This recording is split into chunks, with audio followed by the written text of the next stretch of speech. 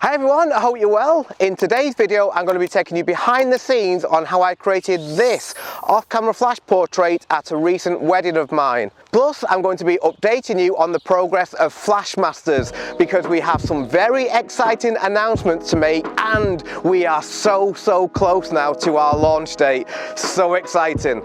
So, let's crack on.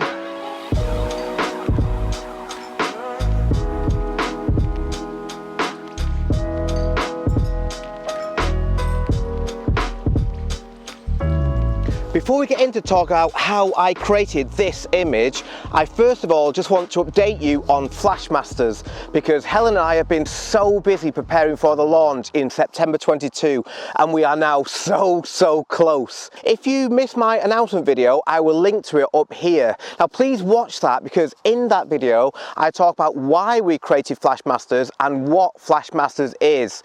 But to put it simply, Flashmasters is the biggest project I have ever worked on. It will be a worldwide community of photographers who all love to take off-camera flash images, and we will recognise and celebrate off-camera flash through education and also through awards. Since I made that announcement video, we have launched the Flashmasters podcast, which is available now to listen to on Spotify and Apple Podcasts. We have launched our YouTube channel, which already has an hour-long interview with Jesse and Moira LaPlante, in which they talk about how they created some of their favourite off-camera flash images. So please go and subscribe to our new channel, please.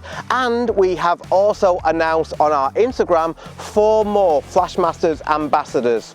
Marlies Hartman, Andre Brown, Tanya Parada and Ralph from Apple Photography. We couldn't be more excited and proud to be joined by such an unbelievably talented group of photographers on our Flashmasters journey. So if you are interested in off-camera flash, if you follow me and my channel, if you want to be part of a worldwide community of photographers who all want to learn and improve their flash photography, then please sign up to the Flashmasters mailing list and watch this space because we will be releasing more news, including our launch date very soon.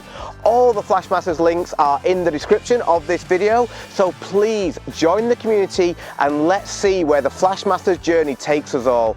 I could not be more excited.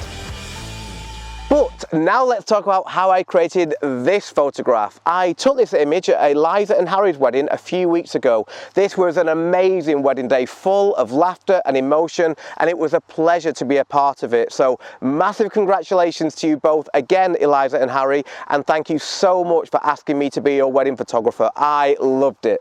As I always like to do on my wedding days, as well as taking portraits of my couple in the middle of the day in natural light, I also love to take creative portraits of them both in the evening too, when the ambient light is much lower and I can get creative with my off-camera lighting. All these photographs that you're looking at here, for example, were taken in the evening on real wedding days.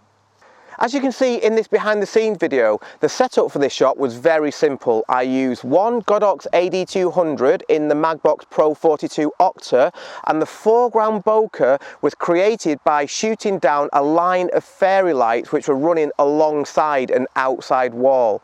Now, a few things to mention about this setup. Firstly, I love to use the MagBox Pro 42 Octa for portraits because the light quality which it produces is absolutely beautiful. If you've not seen it already, I will link to a video up here where I review the MagBox Pro 42 and talk about why I love it so much. But as I say, the light quality is amazing. Remember as well that to get the softest light, you want to use a large light source. And the MagBox Pro 42, which is obviously 42 inches, is a large light source. Plus, you want that light source to be positioned physically close to your subjects because the closer the light source, the softer the light will be, which for portraits is exactly what we want. Now, what made this setup work so well in this particular example is that I could hide the MagBox around the wall. This meant that I could get it very close to Eliza and Harry without it being in the shot. Now, because the MagBox was so close to the couple, I also didn't need to use a strong flash power. Now, unfortunately, I can't actually remember exactly what the flash power will have been, but it will have been very low power, probably something like 164 power. That would be my guess. Now, in the final photograph, it looks as though this photograph was taken in the dead of night because the background is so dark. But as you can see in the behind the scenes video, to the human eye, it wasn't actually that dark at all, which was really handy because it meant that I could focus very easily on Eliza and Harry. It was just that when I exposed for the fairy lights on the wall, and remember, the fairy lights are the brightest part of the scene, the background then went very underexposed, which is good because that meant that there wouldn't be any distracting elements in the background.